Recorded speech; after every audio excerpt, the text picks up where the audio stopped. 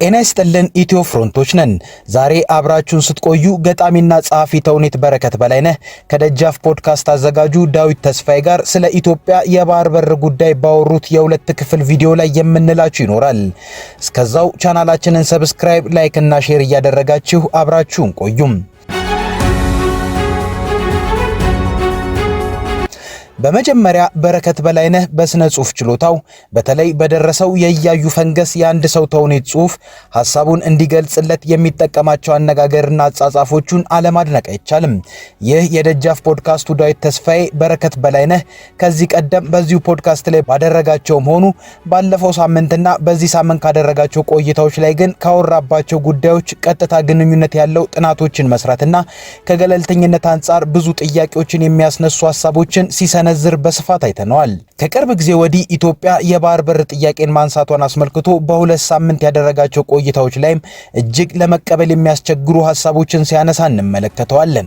በረከት በላይነህ በዚህ ቆይታው ላይ በዳዊት ተስፋዬ ኢትዮጵያ የባህር በር ጥያቄን እንድታነሳ ጊዜው ይፈቅድላታል ወይ ብሎ በመጀመሪያ አካባቢ ጥያቄን ሲያነሳለት የተወሰኑ ማብራሪያዎችን ሰጠና በኢትዮጵያ ይህን አይነት ሐሳብ የሚያነሳ መሪ ይመጣል ብሎ ማን ያስባል? የአሰብ ወደብም እንዴት እንደሄደ አላውቅም ብሎ መሪው ማውራቱም ያስገርማል። ይህንን ሐሳብ ላልደግፈው አልችልም ይለናል። በመጀመሪያ በረከት በላይነህ ፖለቲካንና ቀጠናዊ ጉዳዮችን እረዳለሁ ካለ በኋላ ጠቅላይ ሚኒስትር አብይ አህመድ የባህር በርን ለኢትዮጵያ አመጣለሁ በማለታቸውና የአሰብ ወደብ እንዴት ከኢትዮጵያ እንደሄደ አላውቅም በማለታቸው ሊደነቅ አይገባም ነበር። እሱ የባህር በርን አጀንዳ ኢትዮጵያ ውስጥ ተመልሶ የሚያነሳ መሪ ይኖራል ብሎ ማን ይጠብቃል አለን። የኢትዮጵያ ፖለቲካም ኢኮኖሚም በችግር መዘፈቅ ሲጀምር ልደቱ አያሌው ከአሜሪካ የዛሬና ያድርገውና ጌታቸው ረዳም ከበረሃ ጠቅላይ ሚኒስትር አብይ አህመድ በቀጣይ የቀይ ባህርን ጉዳይ ይዘው እንደሚመጡ አጀንዳውን ይዘው ብቅ የሚሉት ደግሞ የኢትዮጵያ ሕዝብ ካጋጠመው መሰረታዊ የፖለቲካና የኢኮኖሚ ችግር አይኑን እንዲያነሳ ነው ሲሉን ነበር። በረከት በላይነህና ልደቱ አያሌው የባህር በሩን ጉዳይ የሚያዩበት መነጽር ይለያይ ይሆናል እንጂ ለኢትዮጵያ የባህር በር ጉዳይ ወይ ለፖለቲካ መጠቀሚያነት ሊውል እንደሚችል ግልጽ ነው። ስለዚህ በረከት የባህር በርን አጀንዳ ኢትዮጵያ ውስጥ የሚያነሳ መሪ ይመጣል ብሎ ማን ያስብ ነበር ያላት ነገር ብዙም የምታስኬድ አይደለችም። በረከት በላይነህ በዚህ ቃለ ምልልስ ላይ በተደጋጋሚ ተደንቆ ያወራት አንድ ነገር አለች። እሷም ጠቅላይ ሚኒስትር አብይ አህመድ አሰብ ከኢትዮጵያ እንዴት እንደተወሰደ አናውቅም ብለው በህዝብ ተወካዮች ምክር ቤት ያደረጉትን ንግግር ነው። ይሄ ማንሳት መንግስት መጥቶ አሰብ ሄደበት መንገድ ልክ ያለም ዶክመንት የለም የሚል መንግስት ሲመጣ እንዴ ቅድም እንደነገርኩ ነው ዋትላለ ማለት ይሄ ሰፖርት ላላረግ አልችልም። አሁን ከምነግርህ አቋሜም ጋር እስካሁን ከሚሄድበት አካሄድ ጋር ከዛ ደግሞ በጣም ብዙ ዲቴል የሚቆረቁሩ ደስ ከዚህ ኤርትራ ባህሪ ያስቀኛል፣ ይገርመኛል። እንዴት ነው እንደዚህ ሊያፕል ሊያደርግ የሚችለው ላለው ጂኦግራፊው ላይ ያለው ያኔ ከጦርነቱ በፊት የባድመ ጦርነት ተብሎ የኢትዮ ኤርትራ ባትል ከሱ በፊት የነበራቸውን ካልኩሌሽን እኛንም ያዩበትን መነጽር ኢትዮጵያን የሚያዩበትን መነጽር በረከት ይህንን የጠቅላይ ሚኒስትሩ ንግግር የአሰብን ጉዳይ ያለቀለት ጉዳይ እንደሆነ አድርጎ ሲጠቀምበት ተደምጧል። እርግጥ ጠቅላይ ሚኒስትር አብይ አህመድ ኢትዮጵያ የባህር በር ያጣችበትን ሆነ ኤርትራ ከኢትዮጵያ የተገነጠለችበት መንገድ ላይ ጥያቄን ሲያነሱ ለኤርትራ ሀገርነት ዕውቅና ለመንፈግም ሆነ አሰብን ለመውሰድ ጦርነት ለመቀስቀስ እንደሆነ መረዳት ይቻላል። ነገር ግን ጠቅላይ ሚኒስትሩ ይህን ሲሉ የተናገሩት እውነት ነው ወይ? እሳቸው ስለተናገሩስ መሬት ላይ ያለው ነገር ይለወጣል ወይ ብሎ መጠየቅ ያባት ነው። ለዚህ የኮንስቲትዩሽናል ኢኮኖሚክስ ምሁሩ ዮናስ ብሩን ትንታኔ እናንሳ። እሳቸው ይህ የጠቅላይ ሚኒስትሩ ንግግር ብዙም የማያስኬድና ህጋዊ ትንታኔ ሊቀርብበት የማያስችል ነው ይላሉ። እሳቸው እንደሚሉት አሰብና የባህር በርን በተመለከተ ትርክትን ማብዛት ነገሩን ህጋዊ ያደርገውም። ኢትዮጵያ አሰብና የቀይ ባህር መውጫ መግቢያዋን ህወሓት ይመራው በነበረው የኢህአዴግ መንግስት አጣለች። ነገር ግን ኢትዮጵያ ይህንን አሰብና ቀይ ባህርን ማጣቷን ጠቅላይ ሚኒስትር አብይ አህመድ የሚመሩት መንግስትም አምኖ ተቀብሎ አጽድቆታል ይላሉ ዮናስ ብሩ። ጠቅላይ ሚኒስትር አብይ በ2010 ዓ.ም መንግስታቸው ከኤርትራ ጋር እርቅን ፈጽሞ የተለያዩ ስምምነቶችን ሲፈጸም የኤርትራ ሉዓላዊነትና ያለችበትን ሀገራዊ ቁመና እንዲሁም ሉዓላዊ ግዛታዊ አንድነቷን ተቀብሎ ነው። ትላንት በፍቅር ጊዜ የተቀበሉትን ደግሞ ዛሬ ላይ የባህር በር ፈልጋለሁ ስለተባለ መሻር አይቻልም። የኢትዮጵያ መንግስት ዛሬ ላይ ተነስቶ የኤርትራ ሉዓላዊነት አልቀበልም ቢል እንኳን በተባበሩት መንግስታት የተሰጠ የሀገርነት ዕውቅናን መንፈግ አይቻልም። እናም አብይም ቢሆኑ በቀደመ ተግባራቸው አሰብም የቀይ ባህር መውጫና መግቢያም የኤርትራ መሆኑን ተቀብለዋል ይላሉ ዮናስ ብሩ። ስለዚህ እንደ ዮናስ ብሩ ንግግር የባህር በርን በተለይም በኤርትራ በኩል ያለውን በተመለከተ በኢትዮጵያ በኩል ሊነሳ የሚችል አሳማኝ ህጋዊነት የለም። ይህም ብቻ ሳይሆን የአልጀርስን ስምምነት ተቀብያለሁ ብሎ በ2010 ዓ.ም ተናግሮ ከዚያም ሳውዲ አረቢያ ሄዶ ከኢሳያስ አፈወርቂ ጋር ስምምነት የፈረመው የጠቅላይ ሚኒስትር አብይ አህመድ መንግስት ነው። ጠቅላይ ሚኒስትሩ ይህን ከፈረሙ ደግሞ አሰብን ጨምሮ የኤርትራን ሉዓላዊነት ተቀብያለሁ ብለዋል ማለት ነው። ታዲያ ጠቅላይ ሚኒስትሩ ኢትዮጵያ የቀይ ባህርን እንዴት እንዳጣች አናውቅም ብለው መናገራቸው በረከት በላይነህ እንደሚናገረው ምንም የሚደንቅ ነገር አይደለም። ኢትዮጵያ ደስ ስላላትና ስለከፋት የኤርትራ ሉዓላዊነትን የሚንድ ዓለም አቀፋዊ ህግ ይኖራል ብሎ ማሰብም ተገቢ ነው ብሎ ማሰብ አይቻልም።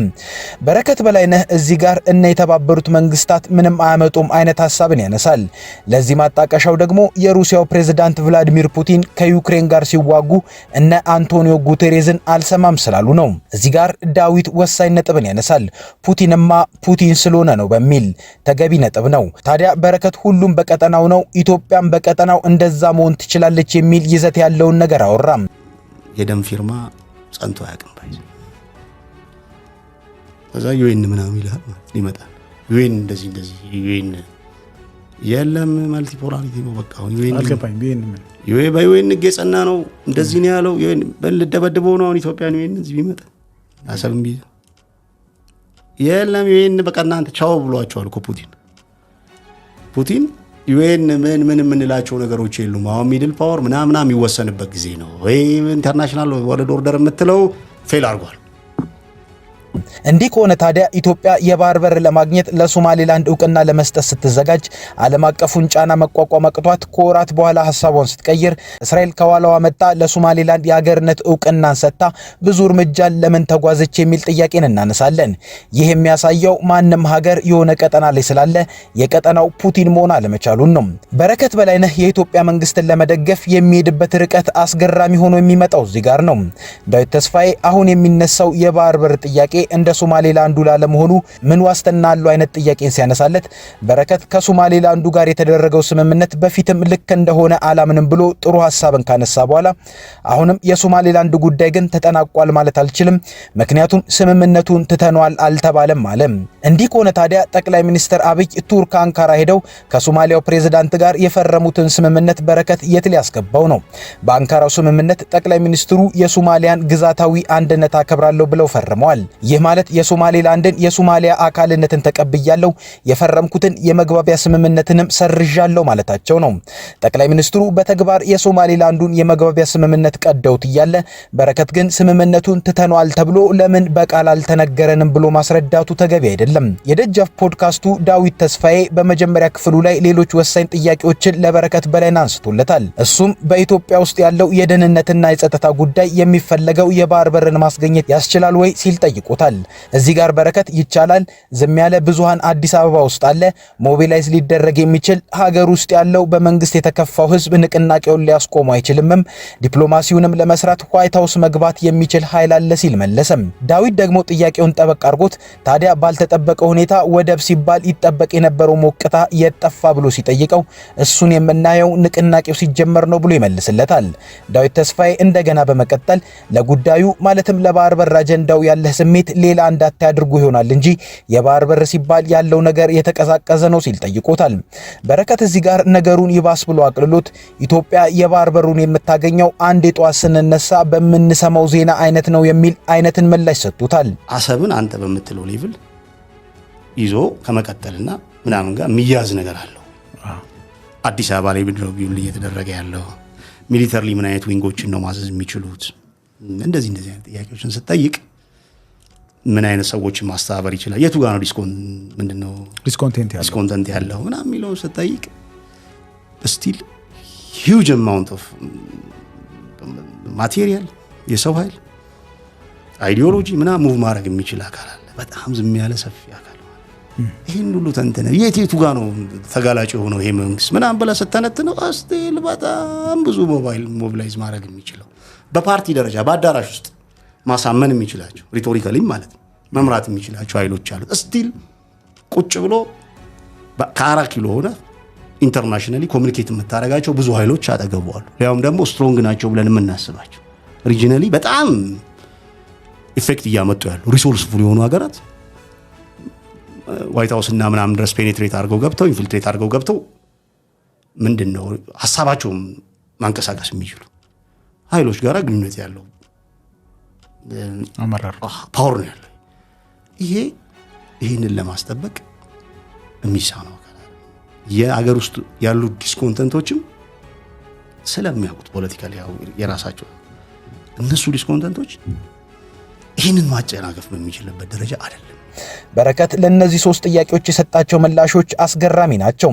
እሱ እንደሚለው ሀገር ውስጥ ያለው የጸጥታ ችግር ማለትም ፋኖ በሚል ራሱን የሚጠራው ኃይል በአማራ ክልል እያደረገ ያለው ውጊያ፣ የኦሮሞ ነጻነት ጦር ብሎ ራሱን የሚጠራው ኃይል በኦሮሚያ እያደረገ ያለው ውጊያ፣ ስጋትነቱ ያረገበው የማዕከላዊ መንግስትና የትግራዩ ህወሓት ፍጥጫ የኢትዮጵያ መንግስትን ሐሰብን ወይንም የባህር በርን ከኤርትራ ለመንጠቅ አያግደውም። ለዚህ የበረከት ትንታኔ ምላሹ አንድ ጥያቄ ነው። እሱም እንዲህ ከሆነ ታዲያ የጠቅላይ ሚኒስትር አብይ አህመድ መንግስት የባህር በር ጥያቄን ማንሳት ከጀመረ 2 ዓመት አልፎታል። ለምን እስካሁን አሰብን ወደ ኢትዮጵያ መመለስ አልቻለም የሚል ነው። በረከት በላይነህ እንደሚለው ኢትዮጵያ ቀይ ባህር ላይ ቦታ የሚኖራትና አሰብን የምታስመልሰው ከኤርትራ ጋር ተወያይታ ሳይሆን ተዋግታ ከሆነ የሀገር ውስጥ የጸጥታና ደህንነት ጉዳይ ይህንን የማያግድ ከሆነ መንግስት 2 ዓመት ሙሉ ኢትዮጵያን ባለ ወደብና ባለ ባህር በር ማድረግ ነበረበት። ነገር ግን እንደ በረከት በላይነህ አይነቶች መሬት ላይ ካለው ሀቅ የተፋቱ የመንግስት ደጋፊዎች የወጣቶችን ነፍስ የሚቀጥፍ ጦርነትን እንደ ቀልድ አድርገው ሲያቀርቡት የተለመደ ነገር ሆኗል። የዘነጉት ወይንም እያዩት አውቀው እንዳላየ የሚሆኑት ነገር አስገራሚ ነው።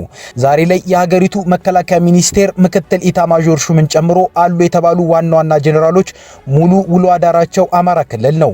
ጄኔራሎቹ ብቻ ሳይሆን በርካታ የመከላከያ እዝና ክፍለ ጦሮች በአማራ ክልል ከፋኖ ጋር እየተዋጉ ነው። ታዲያ ይህ ኃይል ነው ወይ ጦርነት ቀሎት አሰብን በጥቂት ጊዜ ውስጥ ተዋግቶ ከኤርትራ የሚቀበለው ተብሎ ቢጠየቁ እነ በረከት መልሳቸው ሀገሪቱ ብዙ ወጣት ስላላት ለሌላም ጦርነት መዘጋጀት አያቀታትም የሚል ሊሆን ይችላል። ወደ ቃለ ምልልሱ ስንመለስ በረከት የሀገር ውስጡ ሁኔታ የኢትዮጵያ መንግስት አሰብን ለማስመለስ ያስችለዋል ብሎ የሰጠው ትንታኔ መሬት ላይ ያለውን ሀቅ የሚያሳይ አይደለም። በዚህ ሰዓት ኢትዮጵያ ውስጥ የባህር በር ቢባል የማይሞቀው የማይበርደው ህዝብ በብዛት ተፈጥሯል። ብዙ ኢኮኖሚያዊና ፖለቲካዊ ጉዳዮች ህዝቡ ፊት ተደቅነዋል። ሌላው ጉዳይ ደግሞ በረከት በላይነህ ኤርትራን ለኢትዮጵያ ቀላል አድርጎ ያስቀመጠባቸው መነሻዎች ናቸው። እነሱም የኤርትራ መንግስት ህልውና እንዲኖረው ያደረገው ህወሓት መዳከሙ፣ ኢሳያስ ማርጀቱ፣ ኤርትራን ሀገር እንድትሆን የረዳት የቀዝቃዛው ጦርነት ጊዜ ዓለም አቀፍ ፖለቲካ አሁን ስለሌለ የሚሉ ናቸው። በበረከት ስሌት ኢሳያስ አሁንም ከጎኑ ማንም የለም። በዛ ላይ አርጅቷል። ስለሆነም ኢትዮጵያ የባህር በር በቀላሉ ይኖራታል። እኚህ የበረከት ንግግሮች ጥያቄዎችን የሚያስነሱ ናቸው። ጦርነት ቢጀመር ሁሉ ነገር ለኢትዮጵያ የሚቀል ማስመሰልና የቅርቡን የኢትዮጵያ መንግስትን የውጊያ አፈጻጸምን የዘነጋ ነው። ሰው አልባ አውሮፕላኖችን ተጠቅሞ ጭምር የሀገር ውስጥ ጦርነትን በአግባቡ መፈጸም ያልቻለ መንግስት እንዳለም ይረሳዋል። ሻቢያ ደግሞ መንግስት ነው። እንደ ኢትዮጵያ መንግስት ሰው አልባ አውሮፕላን ገዝቶ መዋጋት ይችላል። በሌላ በኩል የኢሳያስ ማርጀት ብቻ በራሱ ለኢትዮጵያ እድል መሆኑ በምን እርግጠኛ መሆን ተቻለ የሚለውን ጥያቄን የሚያስነሳ ነው። አሁን ጦርነት ቢነሳስ ኤርትራ በረከት እንደሚለው አጋር አልባ ናትስ ወይ? ገና ጦርነቱ ሳይጀመር እነ ሳውዲ አረቢያና እነ ግብጽ ከማን ጋር መሆናቸውን ነው እያሳዩ ያሉት የሚል ጥያቄ እናነሳለን። በጥቅሉ በረከት በኢትዮጵያ የቀይ ባህር ጥያቄ ላይ ያደረገው ቆይታ በጭፍን የመንግስት ፕሮፓጋንዳ የተሞላና መሬት ላይ ያሉ አቆችን ከግምት ያላስገባ ነው። ነገር ግን እኛም ኢትዮጵያ የባህር በር ጥያቄ ማንሳቷ ስህተት ነው የሚል አቋም የለንም። ህዝብን ወደ ጦርነት የሚያስገባ መንገድ መከተል ግን በፍጹም የለባትም የሚል አቋም ግን አለን። ከኢትዮ ፍሮንት የዛሬ ጉዳያችን ይኸው ነበር። ቻናላችንን ሰብስክራይብ አድርጉልን። እናመሰግናለን። መልካም ጊዜ